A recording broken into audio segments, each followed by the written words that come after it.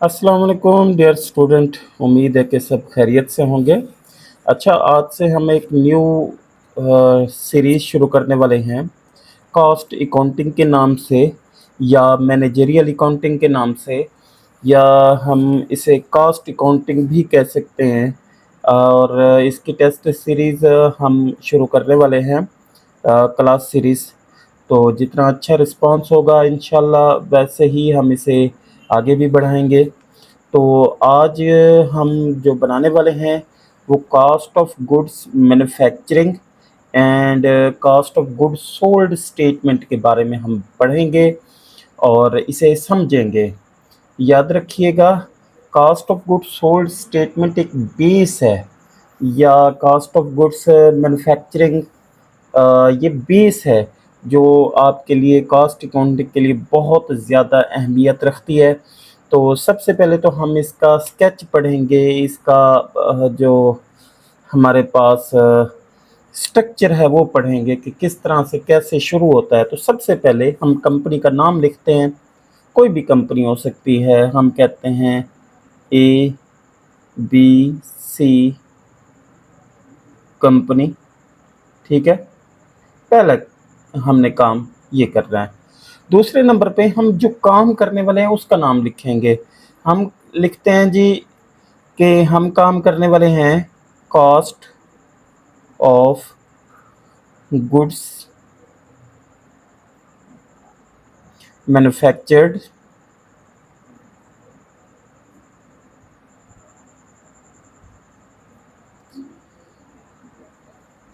And sold statement.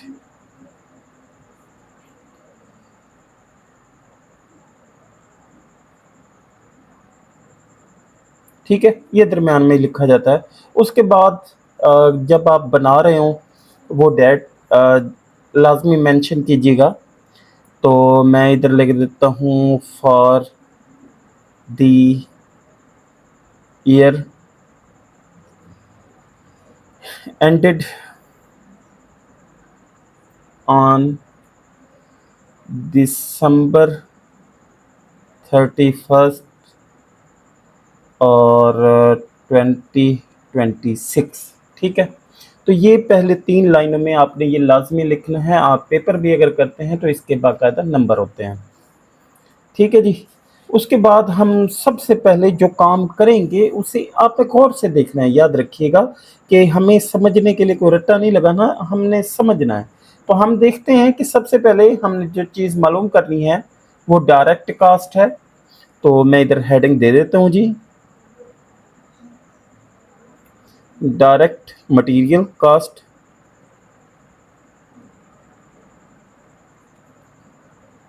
Cost, ठीक है।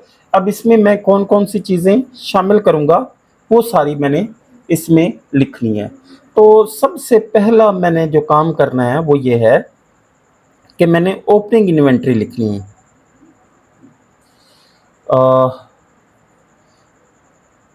Opening inventory, ठीक है। अच्छा, ये ओपनिंग इन्वेंट्री भी हो सकती है, ये बिगिनिंग इन्वेंट्री भी हो सकती है, ये ऐसी इन्वेंट्री हो सकती है जो हमें पिछले साल के एंड पे और इस साल के शुरू में मिले। तो बाज़-औक़ात डेट भी हो सकती है, बाज़-औक़ात लिखा हुआ भी आ सकता है। ठीक है, तो पहला काम हमने ओपनिंग इन्वेंट्री लिखा। तो हमने इसके 2 हिस्से बना लेते हैं। तो हम इधर ये 2 हिस्से बना लेते हैं इसके। ठीक है, हम देखते हैं कि जो जिस जगह पे हमने इन्वेंट्री या एंट्री लिखनी है उसे हम किस तरह से ज़ाहिर करेंगे। तो देखें, ओपनिंग इन्वेंट्री हमने जिस जगह पे लिखना है वो हमारा ये वाला बॉक्स है। इधर हमने ये इन्वेंट्री लिखनी है जी।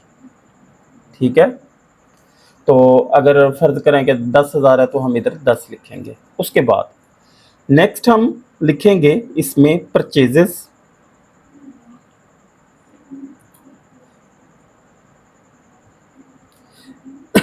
अच्छा, अब परचेजेस के साथ कोई भी इशू हो सकता है। फ़र्ज़ करें कि इसके साथ परचेज़ रिटर्न आ सकता है, परचेज़ डिस्काउंट आ सकता है, इस तरह के मामलात हों तो हम इसे हल करके ही अगले बॉक्स में लिखेंगे। तो सबसे पहले हम परचेज़ेज़ इधर लिख देते हैं, अगर इससे रिलेट कोई एंट्रियाँ होंगी तो वो हम इधर ज़रूर करेंगे, तो ये हम लिखेंगे। उसके बाद अगर कोई इस चीज़ को परचेज़ करते हुए इस पे कोई एक्सपेंस आ गए तो हम लिखेंगे जी डायरेक्ट एक्सपेंस।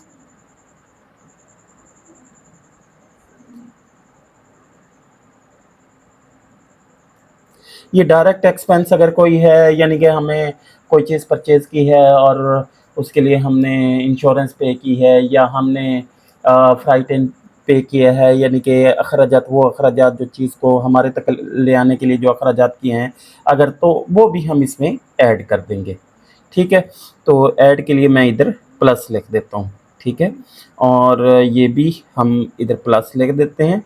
ठीक है, ये भी हमारे पास प्लस है लेकिन इस साइड पे है। ठीक है, उसके बाद अगर इसमें से कोई भी चीज़ हमारी वापस गई है, जैसे अगर हमने कोई डिस्काउंट है तो हम वो भी माइनस करेंगे, या हम कह सकते हैं कि कोई रिटर्न है कि बाज़ औक़ात माल डिफेक्ट हो गया और हमने वो वापस भेज दिया, तो वो हमने इधर लेस करना है, माइनस करना है। तो ये याद रखिएगा कि ये हमारे पास माइनस होगा। ठीक है, और नेक्स्ट हम इसे देखेंगे। तो नेक्स्ट हम देखते हैं कि इसमें हम और क्या ऐड कर सकते हैं। ठीक है, अब ये चीज़ लेस और ऐड होने के बाद जब हमारे पास ये टोटल बनेगा, अब ये हम इसे लिखेंगे नेट परचेज़, नेट परचेज़ेस। अब ये टोटल इधर नहीं लिखना, टोटल इधर लिखना है हमने। ठीक है, और जब ये टोटल हम लिखेंगे तो उसके बाद हम देखेंगे कि हमने इसमें से कौन सी इन्वेंट्री मैनेज करनी है। लेकिन ये टोटल ऐड होने के बाद आखिर इसका कोई ना कोई नाम होगा, तो वो नाम हमारे पास होगा मटेरियल अवेलेबल फॉर यूज। तो हम इधर लिखते हैं मटेरियल अवेलेबल फॉर यूज।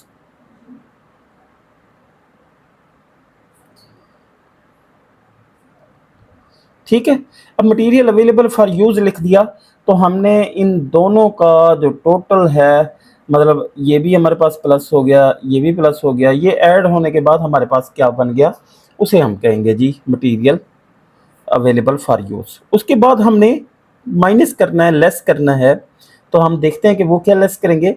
हम लिखेंगे जी एंडिंग इन्वेंट्री, एंडिंग इन्वेंट्री। ठीक है, अब एंडिंग इन्वेंट्री जो भी हमारे पास होगी वो हमने माइनस करनी है, ये याद रखिएगा। अब ये मैं इधर बल्कि माइनस का साइन भी दे देता हूँ ताकि आपसे कोई गलती ना हो।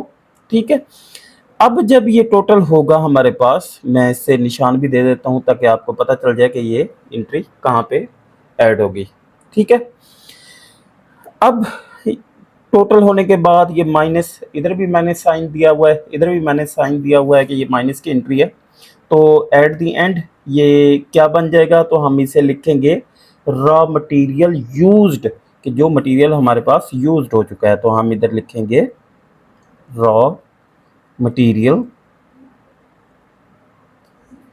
यूज्ड। ठीक है, अब ये जो हमारे पास माइनस होने के बाद बच गया वो मटेरियल यूज्ड आ गया जी हमारे पास, कि अब हमारे पास ये एंट्री इधर तक रह गई है। ठीक है, उसके बाद नेक्स्ट हम इसमें कुछ चीज़ें ऐड करेंगे, तो हम उसे नाम देते जाएंगे। पहले नंबर पे हम लिखेंगे जी direct labour cost.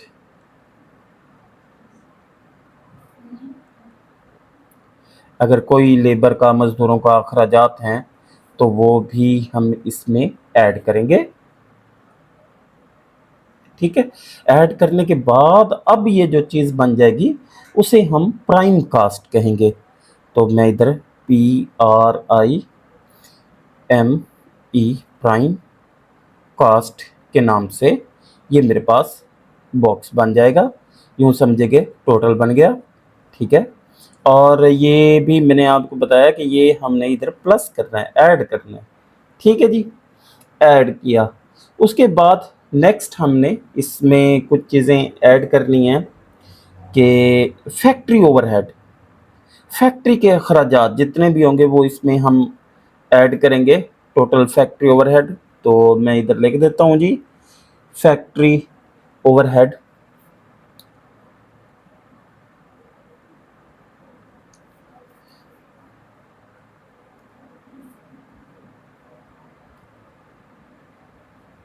Overhead cast.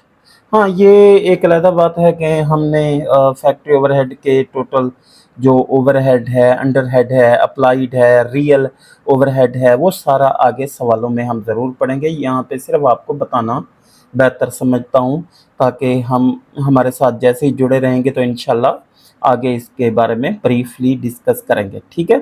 तो ये प्राइम कास्ट भी हम इधर ऐड कर देंगे जी, सॉरी, फैक्ट्री ओवरहेड भी हमारे पास ऐड हो जाएगा जी, ठीक है। तो ये भी हमारे पास ऐड हो गया। ऐड होने के बाद अब इसको जो नाम देंगे वो होगा factory cost, total factory cost. तो ये टोटल फैक्ट्री कास्ट बन जाएगी जी। तो ये हमारे पास टोटल फैक्ट्री कास्ट बन गई, ठीक है। और ये हमने टोटल फैक्ट्री कास्ट तक पहुंच गए। उसके बाद हम नेक्स्ट इसमें ऐड करेंगे जी।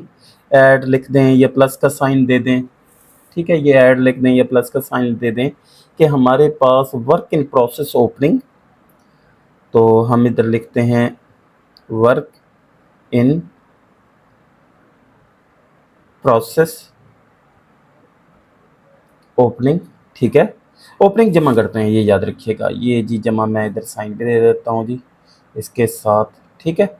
और ये टोटल होके अब मेरे पास जो बन जाएगा वो होगा cost of goods available for manufacturing, cost of goods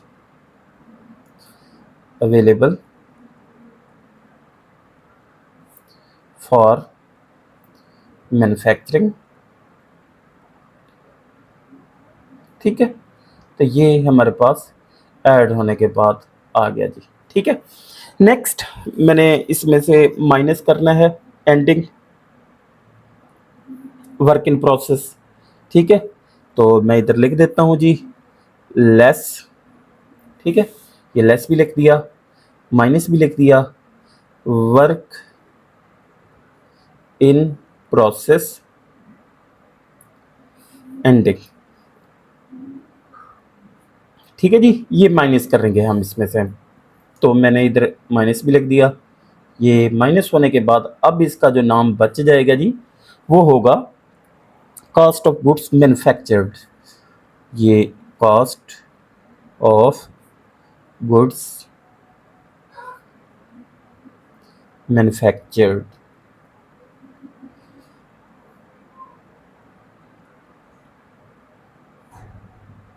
manufactured, ठीक है जी। कॉस्ट ऑफ गुड्स मैन्युफैक्चर्ड के नाम से हमारे पास ये डाटा अब अवेलेबल है।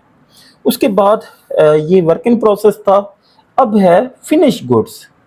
ओपनिंग और एंडिंग, ओपनिंग ऐड करेंगे और एंडिंग मैनेज करेंगे।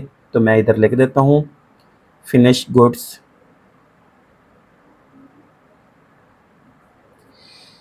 फिनिश गुड्स है जी ओपनिंग। तो आपको पता है ओपनिंग ऐड करते हैं, तो मैंने इधर प्लस का भी दे दिया।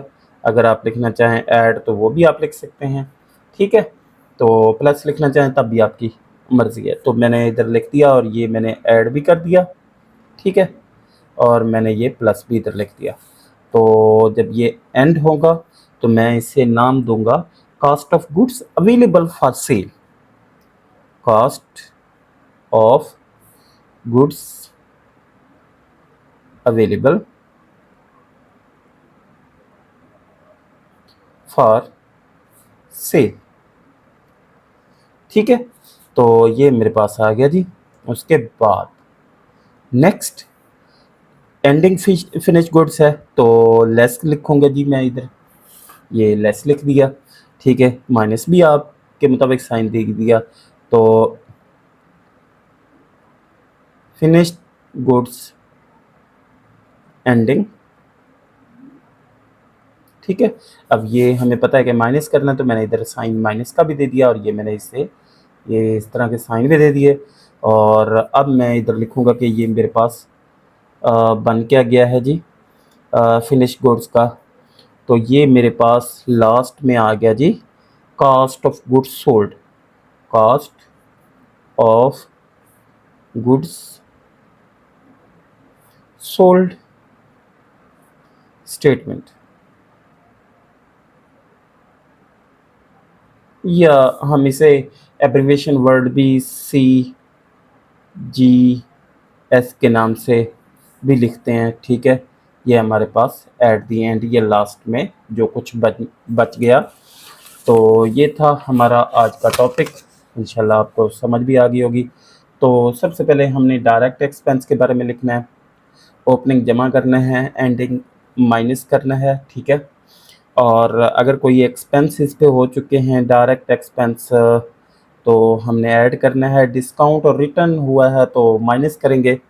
नेट परचेजेस आ गया, मटेरियल अवेलेबल फॉर यूज्ड आ गया, एंडिंग माइनस किया तो रॉ मटेरियल यूज्ड आ गया हमारे पास। ठीक है, डायरेक्ट लेबर ऐड करेंगे, जमा करेंगे, तो हमारे पास नेक्स्ट आ जाएगी प्राइम कास्ट आ जाएगी। फैक्ट्री ओवरहेड अगर इसमें ऐड करेंगे तो हमारे पास ये टोटल फैक्ट्री कास्ट आ जाएगी। मैंने आपको बताया अप्लाइड और एक्चुअल का, और अंडर हेड ओवरहेड के बारे में बाद में पढ़ेंगे इंशाल्लाह। ठीक है, उसके बाद वर्क इन प्रोसेस है हमारे पास, ओपनिंग है, जमा करेंगे, एंडिंग है, माइनस करेंगे। ओपनिंग जमा करने के बाद हमें जो रकम वसूल होगी वो होगी cost of goods available for manufacturing. ठीक है, उसके बाद लेस करेंगे, एंडिंग वर्क इन प्रोसेस। अब ये देखिए ना, वर्क इन प्रोसेस को हम इस तरह से भी लिखते हैं, वर्क इन प्रोसेस, ये वर्ड भी यूज होता है। ठीक है, ये वर्क इन प्रोसेस इस तरह से भी हम लिख सकते हैं, लेकिन मैंने मुकम्मल लिखा है ताकि आपको अच्छे तरीके से समझ आ जाए। ठीक है, हमने एंडिंग माइनस किया तो कास्ट ऑफ गुड्स मैन्युफैक्चर्ड आ गया। ठीक है, उसके बाद फिनिश गुड्स ओपनिंग हमने जमा किया तो cost of goods available for sale आ गया। एंडिंग माइनस किया तो CGS आ गया, कास्ट ऑफ गुड्स सोल्ड। ठीक है, तो ये ओवरऑल को हम cost of goods sold statement कहते हैं। ठीक हो गया जी, और उम्मीद है कि आपको ये लेक्चर समझ आ गई होगी, और आपका ये रिस्पांस इंशाल्लाह इसके सवाल जवाब पे हम जाएंगे और इनकी मुकम्मल एक्सरसाइज करेंगे, जिसमें हमारे पास मटेरियल अवेलेबल नहीं है, या फैक्ट्री कास्ट के साथ कोई छेड़छाड़ है, या ओपनिंग इन्वेंट्री नहीं है, एंडिंग इन्वेंट्री नहीं है, तो हम डिफरेंट मेथड के थ्रू इनको हल करने की कोशिश करेंगे, सॉल्व करने की कोशिश करेंगे इंशाल्लाह। इंशाल्लाह आप मेरे साथ रहिएगा तो ज़रूर इसको सॉल्व करेंगे। ये मुश्किल नहीं है, आसान है, ये आपके ऊपर डिपेंड करता है कि आप कितने अच्छे तरीके से इस सवाल को हल कर सकते हैं। मैं आपको गाइडलाइन ज़रूर प्रोवाइड करूंगा और एक से ज़्यादा मेथड बताऊंगा जिसके ज़रिए से आप इन सवालात को आसानी से कर सकते हैं। बहुत से स्टूडेंट ऐसे होते हैं जो कास्ट अकाउंटिंग से, मैनेजरियल अकाउंटिंग से बहुत ज़्यादा दूर भागते हैं, क्योंकि इसमें कुछ पेचीदा कैलकुलेशन होती है। तो घबराने की ज़रूरत नहीं है, इंशाल्लाह आसान बनाएंगे। ओके जी, अल्लाह हाफिज़।